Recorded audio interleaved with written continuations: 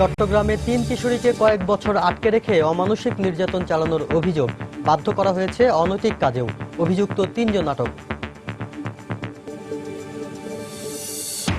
বাংলাদেশ ব্যাংকের অর্থ হ্যাকিংয়ের সাথে জড়িত সন্দেহে ৬ জনকে চিহ্নিত করল ফিলিপাইনের মুদ্রা পাচার প্রতিরোধ কাউন্সিল। রক্ষণাবেক্ষণের অভাবে রূপান্তরিত সিএনজি চালিত যানবাহনে দুর্ঘটনার আশঙ্কা। গাড়ির পাশাপাশি সিলিন্ডারের ফিটনেস পরীক্ষার পরামর্শ বিশেষজ্ঞদের। নিউ ইয়র্কে অস্বাভাবিক হারে বেড়েছে রাজনৈতিক আশ্রয় প্রার্থীর সংখ্যা। জমা পড়েছে প্রায় ৫০,০০০ আবেদন। ভুয়া আবেদন শনাক্তে কাজ করছে বিশেষ ইউনিট। এবং ব্যয়বহুল চিকিৎসার কারণে বাঁচানো যাচ্ছে না বহু কিডনি রোগীকে। সরকারি বেসরকারি সংস্থাকে এগিয়ে আসার আহ্বান। সব হাসপাতালে আলাদা ইউনিট খোলার পরামর্শ।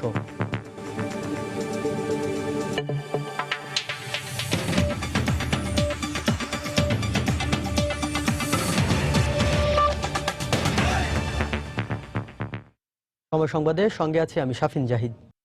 চট্টগ্রামে ৩ কিশোরীকে ৩ থেকে ৫ বছর পর্যন্ত আটকে রেখে অমানসিক নির্যাতন চালানোর অভিযোগ উঠেছে।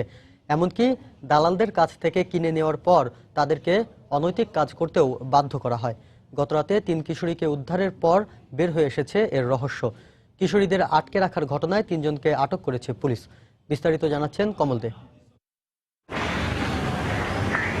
প্রতারক চক্রে জাল বিস্তৃত হচ্ছে সব জায়গায়। প্রেমের নামে গ্রামের কিশোরীদের ফাঁদে পেলে বিক্রি করে দেওয়া হচ্ছে। উদ্ধারকৃত কিশোরীদের দুজন এমনই প্রতারণার শিকার।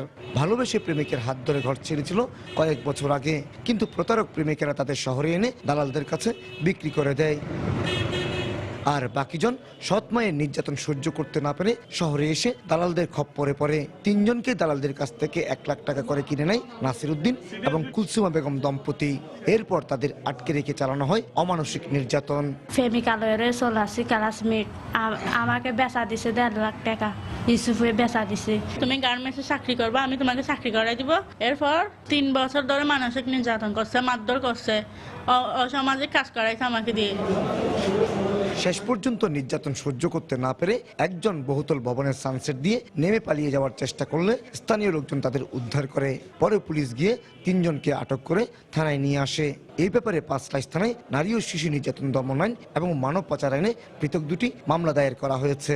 বিভিন্ন অসামাজিক কার্যকলাপ তাদের দ্বারা করানো হয়েছে এবং আমরা তো তাদের বিরুদ্ধে আমরা নিয়মিত মামলা প্রস্তুতি চলতেছে এবং তার মানব পাচার আইনে তাদের বিরুদ্ধে মামলা হবে। পুলিশ কর্মকর্তারা জানিয়েছেন, চট্টগ্রামে এ ধরনের অন্তত ২০টি চক্র রয়েছে, যারা নানা কৌশলে কিশোরীদের কেনাবেচার পাশাপাশি পতিতালয় ব্যবসার সাথে সম্পৃক্ত। মূলত নগরের খুলশী, পাঁচলাইশ, চাঁদগাঁও এবং হালিশহর এলাকায় রয়েছে এই চক্রের একাধিক আস্তানা। কমল দে, সময় সংবাদ, চট্টগ্রাম। যুক্তরাষ্ট্রের ফেডারেল রিজার্ভ থেকে বাংলাদেশ ব্যাংকের অর্থ হ্যাকিংয়ের সঙ্গে জড়িত থাকায় ৬ জনকে চিহ্নিত করেছে ফিলিপাইনের মুদ্রা পাচার প্রতিরোধ কাউন্সিল AMLC। চিহ্নিত ৬ জনের মধ্যে ৫ জনেরই দেশটির রিজেল কমার্শিয়াল ব্যাংকে অ্যাকাউন্ট রয়েছে। অভিযুক্তরা অর্থ স্থানান্তরে ফিলিপাইনের মোট ৪টি ব্যাংকে থাকা তাদের নিজস্ব অ্যাকাউন্ট ব্যবহার করেছে, যে অ্যাকাউন্টগুলো এরই মধ্যে জব্দ করা হয়েছে। গত ৫ ফেব্রুয়ারি ফেডারেল রিজার্ভে রাখা বাংলাদেশ ব্যাংকের অ্যাকাউন্ট হ্যাক করে প্রায় ৮০০ কোটি টাকা হাতিয়ে নেওয়া হয়। এরই মধ্যে শ্রীলঙ্কায় স্থানান্তরিত প্রায় ২০০ কোটি টাকা উদ্ধার করা হয়েছে এবং বাকি অর্থ উদ্ধারে ফিলিপাইনের কেন্দ্রীয় ব্যাংকের কাছে সাহায্য চেয়েছে কেন্দ্রীয় ব্যাংক।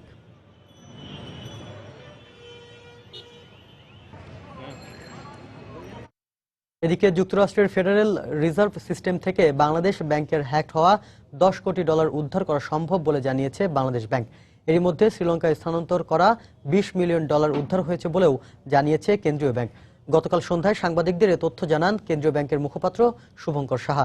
এ ধরনের ঘটনা যাচাই বাছাইয়ের আগেই দায়িত্বশীল পর্যায় থেকে মন্তব্য না করার পরামর্শ দিয়েছেন বিশ্লেষকরা। গত ৫ ফেব্রুয়ারি যুক্তরাষ্ট্রের কেন্দ্রীয় ব্যাংক ফেডারেল রিজার্ভে রক্ষিত বাংলাদেশ ব্যাংকের অ্যাকাউন্ট হ্যাক করে প্রায় ৮০০ কোটি টাকা হাতিয়ে নেওয়া হয়। তবে চলতি মাসে বিষয়টি গণমাধ্যমে প্রকাশ হওয়ার পর কয়েকদিন ধরে তা নিয়ে তোড়জোড় চলছে। সুইফট কোড দিয়ে হাতিয়ে নেওয়া অর্থের দায় ফেডারেল ব্যাংকের নিতে হবে বলে অর্থমন্ত্রীর বক্তব্য অস্বীকার করে যুক্তরাষ্ট্রের ব্যাংক। তবে কয়েকদিনে বাংলাদেশ ব্যাংকের পক্ষ থেকে আনুষ্ঠানিক বক্তব্য না দেওয়া হলেও বুধবার সন্ধ্যায় বিষয়টি নিয়ে মুখ খুলেন কেন্দ্রীয় ব্যাংকের কর্মকর্তারা। এরই মধ্যে কেন্দ্রীয় ব্যাংক ও অর্থমন্ত্রীর সঙ্গে ব্যাংকার্স অ্যাসোসিয়েশন কমিশনের বৈঠক হয়। পুরো বিষয়টি তদন্ত করতে বিশ্বব্যাংকের প্রযুক্তি বিশেষজ্ঞ দল ঢাকায় অবস্থান করছেন। সন্দেহজনক কয়েকজন কর্মকর্তার পাসপোর্ট জব্দ করা ও নজরদারির খবর শোনা যায়। যুক্তরাষ্ট্রের ব্যাংকে গচ্ছিত বাংলাদেশ ব্যাংকের কিছু অর্থ থেকে কিছু হ্যাক হয়েছে এবং তার পরিমাণটা প্রায় 81 মিলিয়ন ডলার, এবং তাছাড়াও আরও একটি অংশ হয়েছিল যেটি শ্রীলঙ্কায় গিয়েছিল,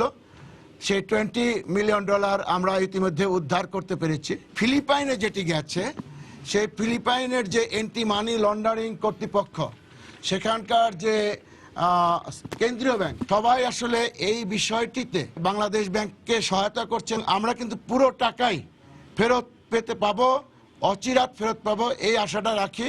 এদিকে বাংলাদেশ ব্যাংকের হ্যাক হওয়া অর্থের বিষয়টি খতিয়ে দেখতে একটি জাতীয় কমিটি করা উচিত বলে মনে করেন বিশ্লেষকরা।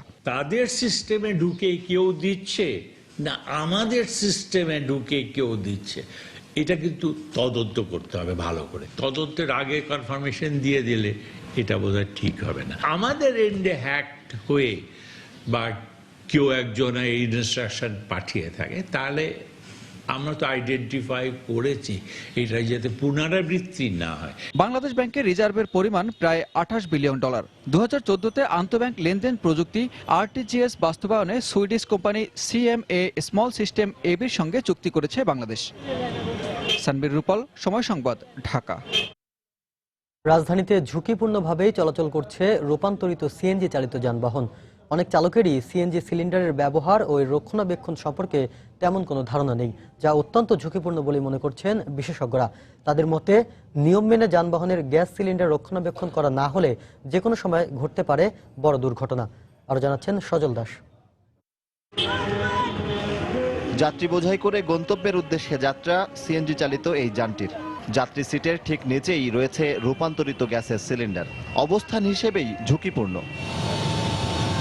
রূপান্তরিত প্রাকৃতিক গ্যাস কোম্পানির তথ্য মতে বর্তমানে প্রায় 3 লাখ যানবাহন সিএনজিতে চালিত হচ্ছে। এই বিপুল সংখ্যক যানবাহনের চালকদের এই গ্যাসের ব্যবহার ও রক্ষণাবেক্ষণ সম্পর্কে তেমন কোনো ধারণা নেই। এটা সম্ভবত 1 বছর পরে পরে চেক করা হয়। মেকার আছে তো, এরাই ভালো জানে আর ওরাই করে দেয়। আমি চেক করাটা সঠিক ভালো জানি না। সাধারণ যে কোনো যানবাহনের তুলনায় সিএনজি রূপান্তরিত যানবাহনগুলো যদি দুর্ঘটনার শিকার হয় তাহলে ক্ষতির পরিমাণ অনেক বেশি হয়, এমন মত বিশেষজ্ঞদের। তারা বলছেন, সিএনজি চালিত যানবাহনের বিশেষ করে গ্যাস সিলিন্ডারগুলো যদি সময় মতো রক্ষণাবেক্ষণ করা হতো তাহলে এই ক্ষয়ক্ষতির পরিমাণ অনেকটাই কমিয়ে আনা সম্ভব হতো। যানবাহনে গ্যাস সিলিন্ডার ব্যবহার করলে অবশ্যই নিয়ম মেনে তার রক্ষণাবেক্ষণেরও পরামর্শ তাদের। একটা ইনস্ট্রাকশন শিট দিই এবং এখানে বলা আছে যে কতদিন পর পর আমাদের কাছে আসতে হবে। সিলিন্ডার যেটা আছে এটা অবশ্যই 5 বছর পর পর এটা রিটেস্টিং করার জন্য আমাদেরকে আসতে বলা হয়। সিলিন্ডারটা অনেকগুলা ফেরাস আয়রনের মলিকুলের একটা বন্ডেজ, এবং সেটাও কিন্তু এক সময় আসে যে ও ধীরে ধীরে ওর কার্যক্ষমতা হারায়। দুর্ঘটনা প্রতিরোধে সময় মতো সিএনজি চালিত যানবাহনের ফিটনেস পরীক্ষার পাশাপাশি সিএনজি সিলিন্ডারেরও ফিটনেস পরীক্ষার পরামর্শ বিশেষজ্ঞদের। সিলিন্ডারের যে সেফটি বাল্ব আছে এগুলো কাজ করে, টেম্পারেচার বেড়ে গেলে রিলিজ করে দেয়, প্রেশার বেড়ে গেলে প্রেশার রিলিজ করে দিচ্ছে, আবার এক্সেস ফ্লো হলে কোথাও লিক হলে সরাসরি এক্সেস ফ্লো বাল্ব দিয়ে কাট অফ করে দিচ্ছে, এখানে আর কোনো গ্যাস লিক হবে না। যারা ট্রাফিক পুলিশের দায়িত্বে থাকেন এবং বিআরটিএ, তারা কেবল শুধু ফিটনেস নেওয়ার সময় গাড়ির ফিটনেসটা দেখলেই হবে না, অবশ্যই দেখতে হবে যে তার সিলিন্ডারটা কি কন্ডিশনে আছে। গত 2 বছরে দেশের বিভিন্ন স্থানে ঘটা 10টি গ্যাস সিলিন্ডার বিস্ফোরণের ঘটনায় অন্তত 4 জন নিহত এবং আহত হয়েছেন অন্তত 70 জন। সজল দাস, সময় সংবাদ, ঢাকা। নিউ ইয়র্কে অস্বাভাবিক হারে বেড়েছে রাজনৈতিক আশ্রয় প্রার্থীর সংখ্যা। গণহারে রাজনৈতিক আশ্রয় চাওয়ার কারণে জমা পড়েছে প্রায় 50,000 আবেদন। ইমিগ্রেশন কর্তৃপক্ষ বলছে, ভুয়া আবেদন শনাক্তে কাজ করছে বিশেষ ইউনিট। নিউ ইয়র্ক থেকে শেহাবুদ্দিন কিস্তুর পাঠানো তথ্য ও ছবি নিয়ে ডেস্ক রিপোর্ট। গত বছরের সেপ্টেম্বর পর্যন্ত 2 অঞ্চলে বিভক্ত নিউ ইয়র্কের ইমিগ্রেশন কর্তৃপক্ষের কাছে শুধু রাজনৈতিক আশ্রয় প্রার্থনার মোট আবেদনের সংখ্যা ছিল প্রায় 35,000। গেল 6 মাসে এ সংখ্যা পৌঁছেছে প্রায় 50,000-এ। প্রতি মাসে রাজনৈতিক আশ্রয় প্রার্থনার আবেদন পড়েছে গড়ে 2,000 করে। ইমিগ্রেশন ব্যাপারটা খুবই দেরি হচ্ছে, এই জায়গায় অনেকেই ভোগান্তিতে পড়ছে। এটা কী জন্য হচ্ছে আমরা জানি না, তো যেভাবে হোক এটা যেন সমাধান হয় সেটা আমি আশা করছি। আবেদনকারী অনেকের তথ্যই ভুয়া বলে এই পরিস্থিতি সৃষ্টি হয়েছে বলে অভিযোগ নিউ ইয়র্কের কর্তৃপক্ষের। আশ্রয় প্রত্যাশীদের করা আবেদনের তথ্য যাচাইয়ের জন্য বিশেষ বিভাগ রয়েছে। ভুয়া আবেদনপত্র শনাক্ত করা গেলে সেগুলো ফেডারেল দপ্তর অথবা আঞ্চলিক প্রসিকিউটরের কাছে পাঠিয়ে দেওয়া হবে। এদিকে অনেক আবেদন জমা হয়ে থাকার কথা স্বীকার করে সমস্যার সমাধানে প্রয়োজনীয় ব্যবস্থা নেওয়া হচ্ছে বলে জানালেন যুক্তরাষ্ট্রের সিটিজেনশিপ ও ইমিগ্রেশন বিভাগের নিউ ইয়র্ক পরিচালক। ব্যাপক সমস্যায় আবেদন জমা পড়ে থাকার ঘটনা যুক্তরাষ্ট্রের ইতিহাসে এই প্রথম ঘটছে এমন নয়। প্রসিকিউশন দপ্তরে আরো লোকবল নিয়োগের মাধ্যমে যত দ্রুত সম্ভব সমস্যার সমাধানের চেষ্টা করছে সরকার। পরিসংখ্যান বলছে প্রতি বছর 10 লক্ষাধিক অভিবাসী যুক্তরাষ্ট্রে বৈধ বসবাসে বিভিন্ন ক্যাটাগরিতে আবেদন করেন। সময় সংবাদ, নিউ ইয়র্ক, যুক্তরাষ্ট্র। বাগেরহাটের সুন্দরগঞ্জের শরণখোলায় গুলিতে 4 জলদস্যু নিহত হয়েছে। র্যাব ও কোস্টগার্ডের দাবি বন্দুকযুদ্ধ।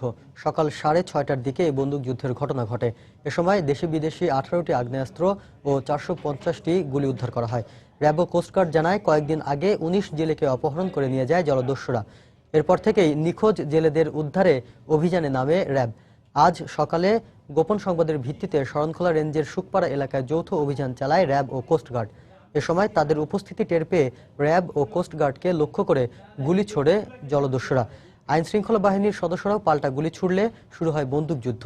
এক পর্যায়ে জলদস্যুরা পিছু হটলে ঘটনাস্থল থেকে 4 জনের লাশ উদ্ধার করা হয়।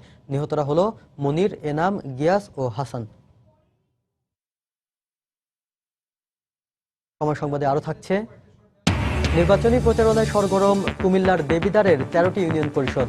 প্রার্থীরা উন্নয়নের নানা প্রতিশ্রুতি দিলেও যোগ্য প্রার্থীদের নিয়েই ভাবছেন ভোটাররা।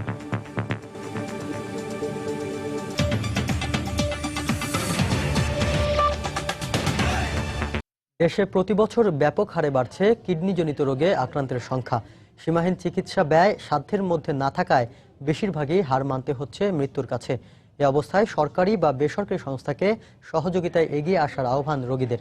তবে সমস্যা সমাধানে জনসচেতনতা বৃদ্ধি ও আইনের সংশোধনের পাশাপাশি দেশের সব হাসপাতালে কিডনিজনিত রোগের ইউনিট খোলার পরামর্শ চিকিৎসা বিশেষজ্ঞদের।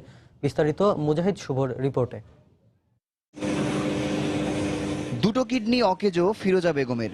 বিগত 10 বছরে শেষ হয়েছে 1.25 কোটি টাকা। স্বজনদের সহযোগিতায় হাসপাতালে নিয়মিত ডায়ালাইসিস করে কেবল মৃত্যুকে পাহারা দিয়ে যাচ্ছেন এই নিঃস্বপ্রায় নারী। কিডনিজনিত রোগে আক্রান্তদের একটাই দাবি, সরকারি বেসরকারি সংস্থা তাদের সহযোগিতায় এগিয়ে আসুক। রোগীদের একটা আর্থিক ফান্ড খুলে দিল, সেক্ষেত্রে রোগীরা যাতে কিছু সাহায্য পায়, রোগীদের উপকার হয়। রোগীরাও তো বাঁচতে চায়, রোগীরা তো মারা যেতে চায় না। একটি বেসরকারি সংস্থার তথ্য অনুযায়ী দেশে প্রায় 2 কোটি মানুষ কিডনিজনিত রোগে আক্রান্ত। আর এ রোগে প্রতি বছর বিনা চিকিৎসায় মারা যাচ্ছেন 30 থেকে 35 হাজার মানুষ। আর যারা বেঁচে থাকছেন তাদেরও চিকিৎসা ব্যয় মেটাতে শেষ করতে হচ্ছে জীবনের সব অবলম্বন। যতদিন আমরা বেঁচে থাকবো ততদিন তো এই চিকিৎসা করেই যেতে হবে। যে কোনো সংস্থায় যদি একটু সাহায্যের হাত বাড়ায় দেয় তাহলে আমাদের মতন রোগীদের একটু উপকার আসে। প্রাথমিক পর্যায়ে রোগ প্রতিরোধে জনসচেতনতার পাশাপাশি আইনের সংশোধনের মাধ্যমে কিডনি প্রতিস্থাপনের সুযোগ বাড়ানোর পরামর্শ কিডনি রোগ বিশেষজ্ঞদের। বর্তমান আইনের মধ্যে কিন্তু মাত্র 9 জনের মধ্যে কিডনি বা অঙ্গ লেনদেন হতে পারে। এই সীমারেখাকে যদি আরো পরিবর্ধন করা যায় তাহলে কিন্তু ডোনারের সংখ্যা বা দাতার সংখ্যা অনেক বেড়ে যাবে। দেশের প্রতিটি হাসপাতালে কিডনি রোগ নিরাময় ইউনিট খোলার পাশাপাশি চিকিৎসা ব্যয় সাধ্যের মধ্যে আনতে সরকারকে উদ্যোগী হওয়ার পরামর্শ কিডনি ফাউন্ডেশনের প্রতিষ্ঠাতা সভাপতির। সরকার এই ডায়ালিসিস এবং ট্রান্সপ্লান্টটা মোটামুটি ফ্রি করে দিতে পারে, শুধু ঢাকাতে না রেখে বড় বড় শহরে এটা ছড়িয়ে দিতে পারে এবং প্রিভেনশনের দিকে কেয়ার নিতে পারে আরও বেশি করে। এতে হয়তো আরও অধিক সংখ্যক মানুষ এই ডায়ালিসিস ট্রান্সপ্লান্টের ইয়েতে চলে আসবে। আমৃত্যু চিকিৎসা ব্যয় মেটাতে ব্যর্থ হওয়ায় অধিকাংশকে হার মানতে হয় মৃত্যুর কাছে। এক্ষেত্রে কিডনিজনিত রোগে আক্রান্তদের বীমা সুবিধা দিতে সরকারের প্রতি আহ্বান চিকিৎসা বিশেষজ্ঞদের। মুজাহিদ শুভ, সময় সংবাদ, ঢাকা। ব্রাহ্মণবাড়িয়ায় হাত বোমা বানানোর সময় বিস্ফোরণে 3 যুবক গুরুতর আহত হয়েছে। গতকাল রাত 9:15টার দিকে এই ঘটনা ঘটে। স্থানীয়রা জানান সদর উপজেলার বিলকেন্দুয়াই গ্রামের একটি বাড়িতে ওই 3 যুবক হাত বোমা তৈরি করছিল। হঠাৎ বিকট শব্দে বোমা বিস্ফোরিত হলে গুরুতর আহত হয় তারা। তাদেরকে প্রথমে ব্রাহ্মণবাড়িয়া সদর হাসপাতাল ও পরে ঢাকা মেডিকেলে আনা হয়। পুলিশ জানিয়েছে, এই ঘটনায় তদন্ত করে আইনানুগ ব্যবস্থা গ্রহণ করা হবে।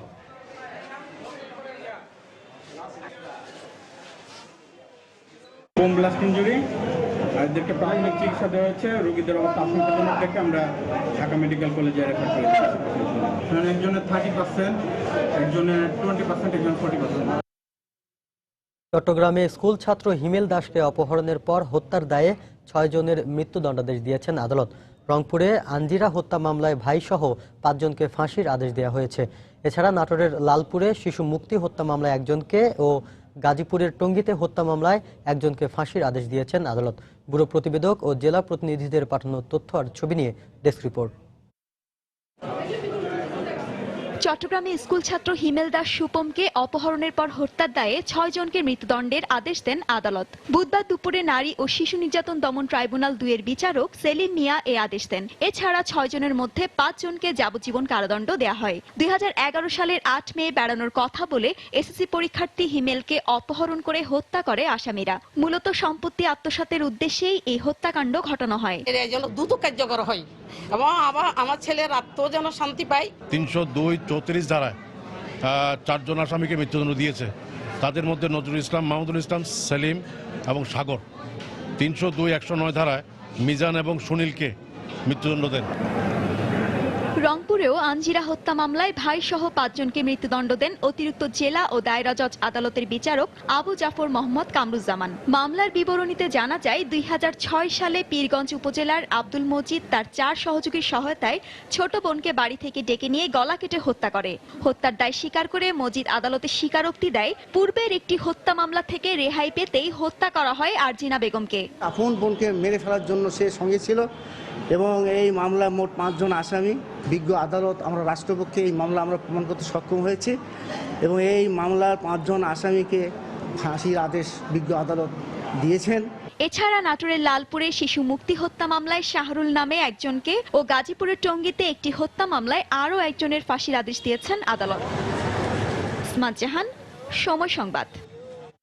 রাজধানীর বনশ্রীতে 2 শিশু হত্যা মামলায় মা মাহফুজা মালিক জেসমিনের আবারও 5 দিনের রিমান্ড মঞ্জুর করেছেন আদালত।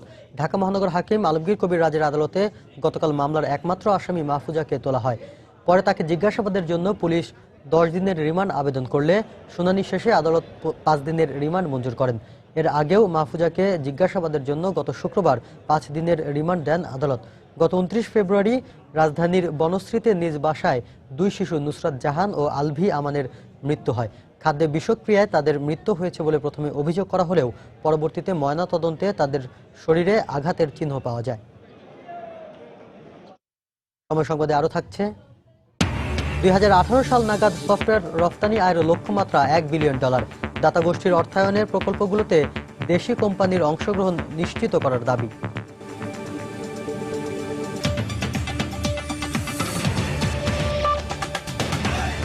আগামী 6 মাসের মধ্যে ঢাকা দক্ষিণ সিটি কর্পোরেশন এলাকায় 17টি সেকেন্ডারি বর্জ্য ট্রান্সফার স্টেশন স্থাপন করা হবে বলে জানিয়েছেন মেয়র সাইদ খোকন। হাজারীবাগে প্রথম সেকেন্ডারি বর্জ্য ট্রান্সফার স্টেশন উদ্বোধনের পর গতকাল তিনি একথা জানান। এর মাধ্যমে খুব দ্রুত বর্জ্য ব্যবস্থাপনায় যুগান্তকারী পরিবর্তন আসবে বলেও জানান মেয়র। তিনি বলেন, 2016 সালকে পরিচ্ছন্ন বছর হিসেবে ঘোষণা করা হয়েছে। সেই কার্যক্রমেরই একটি অংশ এই সেকেন্ডারি বর্জ্য ট্রান্সফার স্টেশন স্থাপন।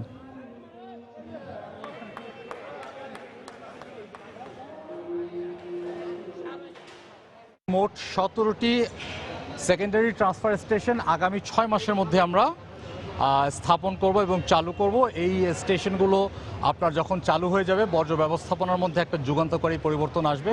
আপনারা জানেন যে আমাদের পরিচ্ছন্ন বছর 2016 যে ঘোষণা করেছি, ধীরে ধীরে আমরা আমাদের লক্ষ্যের দিকে পৌঁছে যাচ্ছি। আগের থেকে বেশ কিছুটা আপনার উন্নতি হয়েছে পরিস্থিতি, তবে সম্পূর্ণভাবে সুফল পেতে আমাদের আরও কিছুটা সময় অপেক্ষা করতে হবে। সন্ত্রাস ও জঙ্গিবাদ প্রতিরোধে মসজিদের ইমামদের এগিয়ে আসার আহ্বান জানিয়েছেন ঢাকা উত্তর সিটির মেয়র আনিসুল হক। রাজধানীর মোহাম্মদপুরে এক আলোচনা সভায় গতকাল বক্তব্য দেন তিনি। আনিসুল হক বলেন, জঙ্গিবাদ যে কোনো দেশের উন্নয়নে বড় বাধা। সারা বিশ্বে জঙ্গি রাষ্ট্র হিসেবে পরিচিতি পেলে বাংলাদেশের সব অর্জন বিলীন হয়ে যাবে।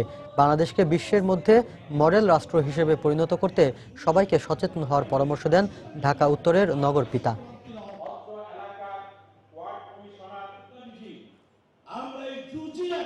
সবকিছু হারিয়ে যাবে যদি আমরা জঙ্গিবাদ আর সন্ত্রাসবাদের ব্র্যান্ডিংয়ে আমরা ব্র্যান্ডেড হই। আলেম সমাজের একটি অংশের উপর অনেক বেশি এটা চিত্রিত হচ্ছে। আমাদের এই সমাজে জঙ্গিবাদ এবং সন্ত্রাসবাদকে কোনোভাবেই কায়েম করতে দেব না এবং এই জন্যে আপনাদের সাহায্য সবচাইতে বেশি প্রয়োজন। কারণ প্রতিদিনই আপনারা কোথাও না কোথাও আমাদের সঙ্গে দিনে 5 বার করে হলো কথা বলছেন, সাধারণ মানুষের সঙ্গে কথা বলছেন এবং আপনারা একটা কমিউনিটি। 2018 সাল নাগাদ সফটওয়্যার রপ্তানি আয়ের লক্ষ্যমাত্রা নির্ধারণ করা হয়েছে $1 বিলিয়ন, যা বর্তমান রপ্তানি আয়ের 7 গুণেরও বেশি। এই লক্ষ্যমাত্রা অর্জনের সবচেয়ে বড় বাধা সঠিক প্রচারের অভাব, এমনটাই দাবি Bangladesh association of software and information service বেসিসের। পাশাপাশি নিজেদের সক্ষমতা বাড়াতে দাতাগোষ্ঠীর অর্থায়নের বড় প্রকল্পগুলোতে দেশি কোম্পানির অংশগ্রহণ নিশ্চিত করার দাবি সংগঠনটির। তবে দীর্ঘমেয়াদে প্রতিযোগিতার বাজার ধরতে মেধা সম্পদের সর্বোচ্চ ব্যবহার নিশ্চিতের কোনো বিকল্প নেই বলে মত প্রযুক্তিবিদদের। বিস্তারিত কামরুল হাসান সবুজের রিপোর্টে। সময়ের পরিবর্তনের সাথে সাথে বিশ্বজুড়ে চাহিদা বাড়ছে নানা কাজের উপযোগী বিভিন্ন ধরনের সফটওয়্যারের। বিশ্বের সাথে তাল মিলিয়ে সফটওয়্যার তৈরি ও রপ্তানিতে এগিয়ে যাচ্ছে বাংলাদেশও। ইপিবির তথ্যমতে গত 5 বছরে সফটওয়্যার রপ্তানির আয় বেড়েছে 3 গুণ। তবে সংশ্লিষ্টরা বলছেন চাহিদা মতো সফটওয়্যার তৈরিতে বেসরকারি উদ্যোগের তুলনায় অনেকটাই পিছিয়ে সরকারি উদ্যোগ। সরকারি ক্ষেত্রে পৃষ্ঠপোষকতা হয়তো তারা ইনডিরেক্টলি কাজ করতেছে, কিন্তু ডিরেক্টলি যারা ইঞ্জিনিয়ার বা সফটওয়্যার ডেভেলপারদের নিয়ে কোনো একটা কাজ করবে তারা সেই কাজগুলো এখনো করতেছে না। যারা ফ্রিল্যান্সার আছে গভর্নমেন্টের উচিত হবে যে তাদেরকে শর্ট টার্ম ফাইন্যান্স করা। শুধু তাই নয়, সঠিক প্রচারণার অভাবে সামর্থ্য অনুযায়ী আন্তর্জাতিক বাজার ধরা সম্ভব হচ্ছে না বলে দাবি বেসিসের। পাশাপাশি শর্তের বেড়াজালে দেশের ভেতর সফটওয়্যার তৈরির বড় প্রকল্পগুলোও থাকছে ধরাছোঁয়ার বাইরে, এমনটা উল্লেখ করে বিদ্যমান আইন পরিবর্তনের দাবি সংগঠনটির। কারণ ওয়ার্ল্ড ব্যাংক, এডিবি ফান্ডের যে প্রজেক্টগুলো হয় তারা এমন শর্ত জুড়ে দেয় যে ওই কাজগুলো শুধু বিদেশি কোম্পানিগুলোই পাবে। পাবলিক প্রকিউরমেন্ট অ্যাক্ট এবং পলিসি সেখানে চেঞ্জ করে দিতে হবে যাতে বাংলাদেশে যত প্রজেক্ট হবে কমপক্ষে 50% যাতে লোকাল কোম্পানিগুলো করে। বেসিসের ভিশন 2018 সাল নাগাদ $1 বিলিয়ন এক্সপোর্ট করা, সরকারের ভিশন 2021 সাল নাগাদ $5 বিলিয়ন এক্সপোর্ট করা। বছরে যদি আমি ইনভেস্ট করি 50 লক্ষ টাকা বা 1 কোটি টাকা মার্কেটিংয়ে, তাহলে তো হবে না। এদিকে সফটওয়্যার ডেভেলপের ক্ষেত্রে বাংলাদেশ এখনো সঠিক পথে হাঁটছে না বলে দাবি এই প্রযুক্তিবিদের। আমার ইকোনমি ডিজিটাল হবে, আমার সোসাইটি নলেজ বেসড হবে, আমার মানুষ থাকবে কৃষি যুগের, এটি হয় না। এখনো পর্যন্ত আমি মেধা সম্পদের দিকে তাকাই নেই। আর সফটওয়্যার মানে হচ্ছে মেধা সম্পদ। মেধা সম্পদ ছাড়া পৃথিবীর কোথাও সফটওয়্যার ডেভেলপ করে নাই। সফটওয়্যারের মাধ্যমে আউটসোর্সিংকে যতটা গুরুত্ব দেওয়া হচ্ছে, সরাসরি সফটওয়্যার রপ্তানির বিষয়কে ততটা গুরুত্ব দেওয়া হচ্ছে না বলেও দাবি এই প্রযুক্তিবিদের। কামরুল হাসান সবুজ, সময় সংবাদ, ঢাকা।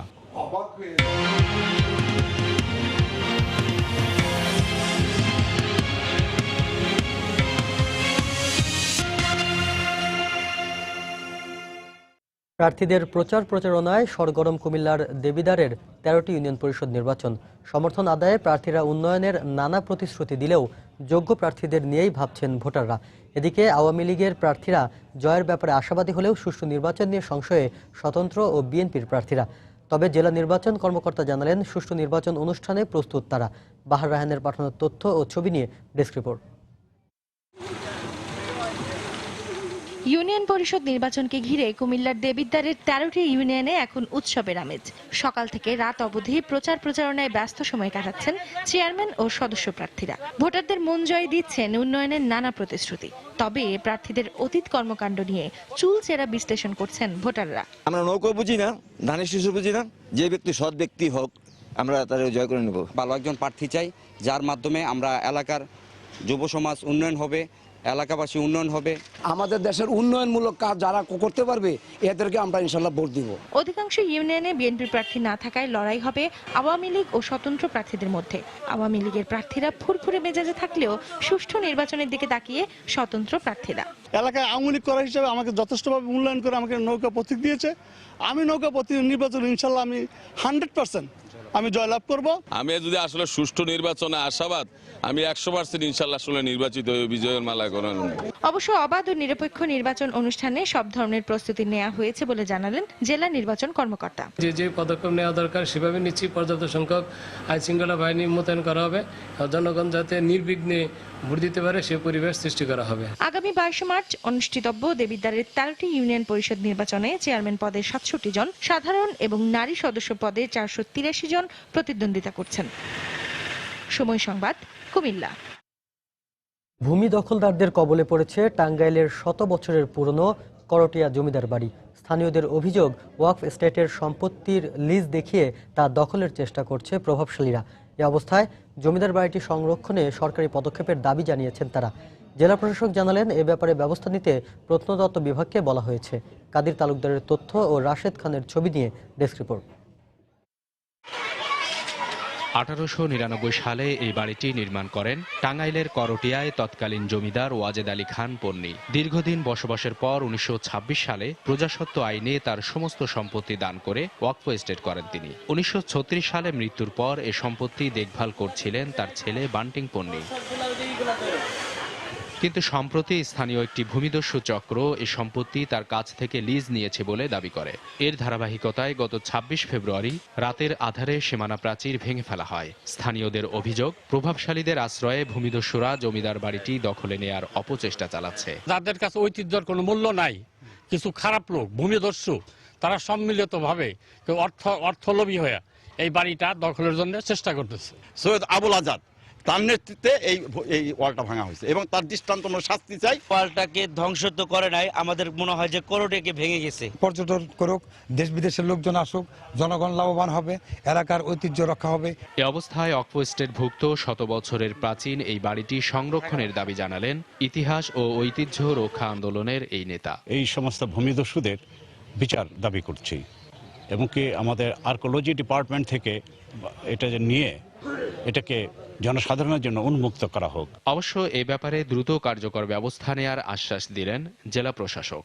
পদক্ষেপ বলতে যেহেতু এটা ওয়াকফ প্রশাসকের অধীন, আমরা ওয়াকফ প্রশাসক মহোদয়কে জানিয়ে দেব যে বিষয়টি এই, এবং এক্ষেত্রে তাদের যে নিয়মাবলী রয়েছে সেই নিয়মের ভিত্তিতে তারা যথাযথ ব্যবস্থা নেবেন, সে মর্মে আমরা তাদেরকে অনুরোধ করব। সংশ্লিষ্টদের মতে 12 একর জমির উপর নির্মিত এই জমিদার বাড়ির সম্পত্তির মূল্য প্রায় 250 কোটি টাকা। সময় সংবাদ, টাঙ্গাইল। আবহাওয়া অনুকূলে থাকায় চাঁদপুরে এবার রেকর্ড পরিমাণ আলু উৎপাদন হয়েছে। তবে উৎপাদন ভালো হওয়ার পরও এখন দাম নিয়ে শঙ্কিত কৃষকরা। কৃষি অধিদপ্তরের কর্মকর্তারা বলছেন, চাষ সহজলভ্য হওয়ায় বেড়েছে আলু চাষের পরিমাণ। ফারুক আহমেদের তথ্য ও কৃষ্ণকান্তরদের ছবিতে ডেস্ক রিপোর্ট। চারদিকে চলছে আলু তোলার ধুম। চাঁদপুর সদর, হাজীগঞ্জ, কচুয়া, মতলবের বিস্তীর্ণ জমির সব প্রান্তে এখন একই দৃশ্য। বৃষ্টি কিংবা কুয়াশা না থাকায় মৌসুমের আগেই পূর্ণতা পেয়েছে আলু। উৎপাদন ভালো হওয়ায় কৃষকের চোখে মুখে এখন হাসির ঝিলিক। চলছে আলু বাছাই ও সংরক্ষণের কাজ। তবে উপযুক্ত দাম নিয়ে কিছুটা শঙ্কিত কৃষকেরা। বৃষ্টিটা ঠিকমতো পাইছে, কুয়াশাটা কম ছিল প্রথম দিক দিয়ে, লাস্টের দিক দিয়ে একটু কুয়াশা বেশি ছিল, তো আমাদের কোনো ক্ষতি হয় না। ইনশাআল্লাহ খুব ভালো ফলন হয়েছে, আমরা এই জন্য আগে উঠাইতে পারছি। সার কীটনাশক ওষুধ যদি আমরা ভালো দেয় তাহলে আমরা ফসল ভালো পাবো। সরকারের কাছে একটা আবেদন যে আমাদের আলুর দামটা যদি একটু ভালো দেয়। এদিকে গত বছর হেক্টর প্রতি আলুর উৎপাদন হয়েছিল 21 মেট্রিক টন। এবার তা বাড়বে বলে মনে করেন জেলার এই কৃষি কর্মকর্তা। উৎপাদনও বেড়ে যাচ্ছে এবং এরিয়াও বেড়ে যাচ্ছে। আর এই বছর বিশেষ একটা দিক ছিল যে এই বছর আলুতে তেমন আবহাওয়া অনুকূল ছিল এবং রোগবালাই পোকামাকড় তেমন হয় নাই, যার কারণে আলুর উৎপাদন আমরা কাঙ্ক্ষিত পরিমাণে পেয়েছি। চাঁদপুরে এবার 13,000 হেক্টর জমিতে 3 লাখ মেট্রিক টন আলু উৎপাদন হবে বলে আশা করছে কৃষি বিভাগ। সময় সংবাদ, চাঁদপুর। দেশের বাইরের খবর। শরণার্থীদের ঠেকাতে গ্রিসের সঙ্গে সীমান্ত বন্ধ করে দিয়েছে মেসিডোনিয়া। আকস্মিক এ ঘোষণায় বিপাকে পড়েছেন গ্রিস মেসিডোনিয়া সীমান্তে আটকে পড়া প্রায় 13,000 শরণার্থী। সীমান্তে কড়াকড়ি আরোপের ঘোষণা দিয়ে সারা দেশে সংকটজনক পরিস্থিতির ঘোষণা দিয়েছে হাঙ্গেরি। ইউএর চাপ থাকা সত্ত্বেও শরণার্থীদের সংঘাতপূর্ণ দেশে ফেরত পাঠানো হবে না বলে জানিয়েছে তুরস্ক। এদিকে সমুদ্রের টহল বাড়ানো ও একের পর এক সীমান্ত বন্ধের ঘোষণার পরও থেমে নেই ইউরোপমুখী শরণার্থীর স্রোত। শরণার্থীর ঢল ঠেকাতে ভূমধ্য ও এজিয়ান সাগরে ন্যাটো বাহিনী এবং গ্রিস ও তুরস্কের উপকূলরক্ষীরা টহল দিলেও তা খুব একটা কাজে আসছে না। পাচারকারীদের সহায়তায় বুধবারও গ্রিসের পিরাউস বন্দর ও লেসবোস দ্বীপে এসে পৌঁছায় শরণার্থীবাহী কয়েকটি নৌকা। তুরস্ক হয়ে ইউরোপমুখী সিরীয় শরণার্থীর ঢল ঠেকাতে ইউর চাপ থাকা সত্ত্বেও আশ্রয় প্রার্থীদের সংঘাতপূর্ণ দেশে ফেরত পাঠানো হবে না বলে জানিয়েছে তুরস্ক। সিরীয় শরণার্থীদের ঠেকাতে সোমবার ইউর সঙ্গে সমঝোতা হলেও বুধবার এই ঘোষণা দেন তুরস্কের পররাষ্ট্রমন্ত্রী। ইউরোপে অস্থায়ী শিবিরগুলোতে শরণার্থীরা মানবেতর জীবন যাপন করছেন। আমাদের এখানে পরিস্থিতি এতটা খারাপ না। জাতিসংঘের মানবাধিকার সংস্থার সাথে সমন্বয় করে সিরীয় শরণার্থীদের সাহায্য করছি আমরা। মানবিক কারণেই তাদের সংঘাতপূর্ণ দেশে ফেরত পাঠানো উচিত হবে না। ইউরোপে অব্যাহত শরণার্থী ও অভিবাসীর চাপ মোকাবেলায় ইউর নানামুখী উদ্যোগের মধ্যেই বুধবার সারা দেশে সংকটজনক পরিস্থিতির ঘোষণা দেয় হাঙ্গেরি। হাঙ্গেরিতে যে শরণার্থীরা প্রবেশের কথা ভাবছেন তাদের প্রতিক্রিয়া কি হবে জানি না, তবে সংকট মোকাবেলায় আমরা আগামী 10 দিনের মধ্যেই রোমানিয়া সীমান্তে দেয়াল তৈরি করব। দেশটির স্বরাষ্ট্রমন্ত্রী তার দেশ থেকে কোনো অবৈধ শরণার্থী হাঙ্গেরিতে আসবে না বলে আমাকে নিশ্চিত করেছেন। স্লোভেনিয়া, ক্রোয়েশিয়া ও সার্বিয়ার পর শরণার্থী প্রবেশে নিষেধাজ্ঞা দিয়েছে মেসিডোনিয়া। গ্রিক সীমান্ত দিয়ে আর কোনো শরণার্থী প্রবেশ করতে দেওয়া হবে না জানিয়ে বুধবার সীমান্ত বন্ধ করে দেয় দেশটি। আকস্মিক এই ঘোষণায় বিপাকে পড়েছেন গ্রিস মেসিডোনিয়া সীমান্তের আইডোমেনিতে আটকে পড়া প্রায় 13,000 শরণার্থী। আমাদের বলা হয়েছিল কিছুদিন পর প্রবেশ করতে দেয়া হবে, তাই এখানে অপেক্ষা করছিলাম। এখন হঠাৎ করে সীমান্ত বন্ধ করে দেয় আমরা কোথায় যাব? এমন হলে আমাদের আগেই বলে দিলে পারত। এটা খুবই অমানবিক। মেসিডোনিয়া সীমান্ত বন্ধ করে দেয় শরণার্থীদের জন্য বলকান দেশগুলো হয়ে পশ্চিম ও উত্তর ইউরোপে যাওয়ার পথ প্রায় বন্ধ হয়ে গেল। বলকান দেশগুলোর এমন পদক্ষেপের ফলে শরণার্থীরা বিকল্প পথ হিসেবে আলবেনিয়া ও বুলগেরিয়ার মতো দেশকে ব্যবহার করতে পারে বলে জানিয়েছে গণমাধ্যম। দেলোয়ার হোসেন, সময় সংবাদ। টি-20 বিশ্ব আসরের খবর। নেদারল্যান্ডসের বিপক্ষে কষ্টার্জিত জয় দিয়ে বিশ্ব টি-20 মিশন শুরু করেছে বাংলাদেশ। উত্তেজনার রেণু ছড়ানো ম্যাচে 8 রানের জয় পেয়েছে টাইগাররা। টস হেরে আগে ব্যাট করে তামিমের অপরাজিত 83 রানে 7 উইকেটে 153 রানের সংগ্রহ পায় বাংলাদেশ।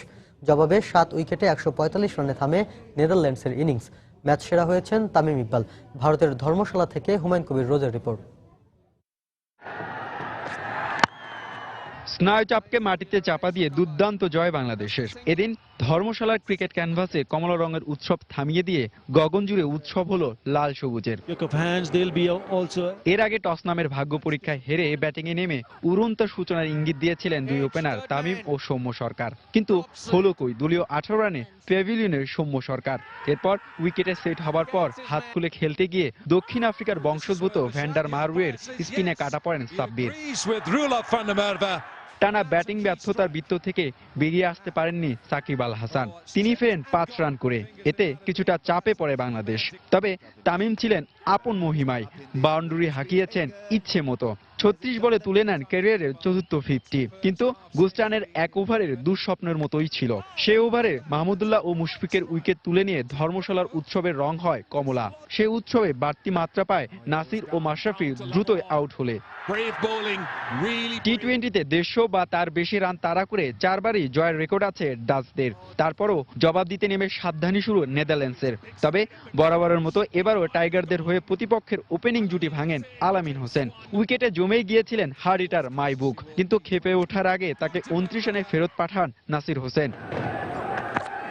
এরপর তো বেন কুপার আর পিটার বোরেনের গা জ্বালানো ব্যাটিং ভয় ধরিয়েছিল টাইগার সমর্থকদের হৃদয়ে। তবে কুপারের উইকেট উপড়ে ফেলার পরপরই বোরেনের উইকেট তুলে নিয়ে বাংলাদেশ দলকে খেলায় ফেরান সাকিব আল হাসান। তারপর মাশরাফির গতিতে ভেবাচাকা খান ডাচদের হায়ার করা দক্ষিণ আফ্রিকার ক্রিকেটার মারুই।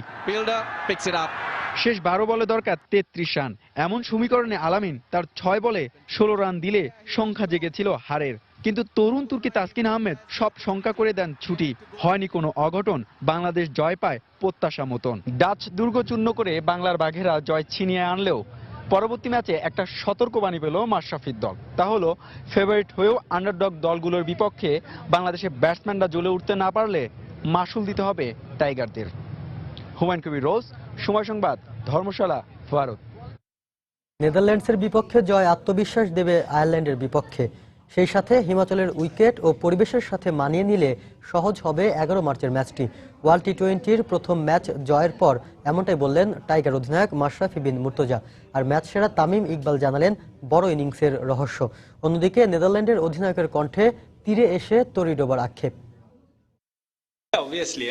প্রথম ম্যাচ জয় সবসময় স্বস্তির। পুরো আসরে এই আত্মবিশ্বাস কাজে দেবে। কখনোই মনে হয়নি ম্যাচটি হাতছাড়া হয়ে গেছে। তামিম অসাধারণ ব্যাটিং করেছে, তবে প্রথমে মনে হয়েছিল ধর্মশালার উইকেট পেসাররা সুবিধা পাবে, কিন্তু উইকেটের আচরণ ছিল ভিন্ন। আশা করি ছেলেরা উইকেট ও পরিবেশের সাথে মানিয়ে নিয়েছে। এখানে আসছে আমাদের ধারণাটা অন্য ছিল উইকেটের ব্যাপারে। আমি সময় যখন 2-3টে ওভার ব্যাট করলাম তখনই আমরা একটু আইডিয়া করে ফেলতে পারছিলাম যে উইকেটটা আসলে খুব একটা বেশি ইজি না। তো ওই সময় একটা জিনিস চিন্তা ছিল যে দুজনের মধ্যে যে কোনো একজন যদি সেট হয়ে যাবে ওর চেষ্টা করার যে বড় ইনিংস খেলার জন্য। জয়ের দারুণ সুযোগ সৃষ্টি করেও হারাটা খুবই হতাশার। শেষের 4 ওভার ব্যবধান গড়ে দিয়েছে, আর এই হারের ফলে সুপার 10-এ ওঠা সত্যিই কঠিন। একমাত্র আশা আসন্ন ম্যাচে বড় ব্যবধানে জয় তুলে নিয়ে রান রেটে এগিয়ে যাওয়া। টি-20 বিশ্ব আসরে আজ প্রথম রাউন্ডে গ্রুপ বি এর ম্যাচে স্কটল্যান্ডের প্রতিপক্ষ জিম্বাবুয়ে। দিনের দ্বিতীয় ম্যাচে আফগানিস্তান খেলবে হংকংয়ের বিপক্ষে। নাগপুরে ম্যাচ দুটি শুরু হবে বাংলাদেশ সময় যথাক্রমে দুপুর 3:30 ও রাত 8টায়। প্রথম ম্যাচে আফগানিস্তানের কাছে হেরে যাওয়ায় আসরে টিকে থাকতে হলে এই ম্যাচে জয় ছাড়া কোনো বিকল্প পথ খোলা নেই স্কটল্যান্ডের সামনে। পাশাপাশি জিম্বাবুয়ের এই ম্যাচ জিতে সুপার 10-এর পথে অনেকটাই এগিয়ে যেতে চায়। আরেক ম্যাচে হংকংয়ের বিপক্ষে জয় নিয়েই গ্রুপ বি এর লড়াই জমিয়ে তুলতে চায় আফগানিস্তান। এই গ্রুপ থেকে জিম্বাবুয়ের পর সুপার 10-এর জন্য সবচেয়ে সম্ভাবনাময় দল হিসেবে এরই মধ্যে সমীহ আদায় করে নিয়েছে আফগানরা। অন্যদিকে হংকংও চায় আফগানদের হারিয়ে আসরে টিকে থাকতে।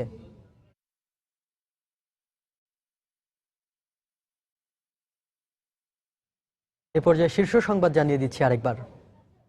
বাংলাদেশ ব্যাংকের অর্থ হ্যাকিং এর সাথে জড়িত সন্দেহে 6 জনকে চিহ্নিত করল ফিলিপাইনের মুদ্রা পাচার প্রতিরোধ কাউন্সিল। ব্যয়বহুল চিকিৎসার কারণে বাঁচানো যাচ্ছে না বহু কিডনি রোগীকে।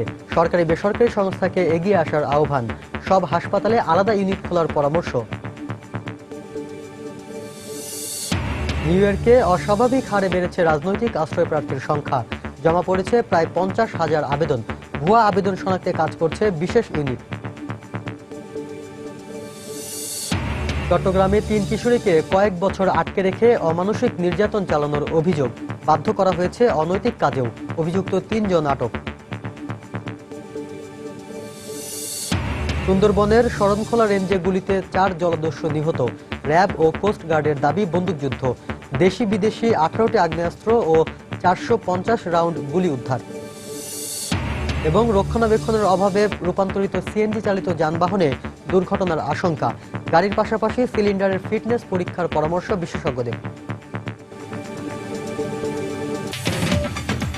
এই ছিল এখনকার মতো। যে কোনো খবর পেতে ভিজিট করুন সময়নিউজ.tv। যে কোনো বাংলা লিংক, রবি ও সিটিসেল নম্বর থেকে সময় সংবাদের খবর, অনুষ্ঠান সম্পর্কে জানতে এবং যে কোনো তথ্য সময় সংবাদকে জানাতে ডায়াল করুন 16242 নম্বরে। এছাড়া এইমাত্র পাওয়া খবর আপনার মোবাইলে পেতে SMS করুন *SN লিখে পাঠিয়ে দিন 16242 নম্বরে। সঙ্গে থাকুন সময়।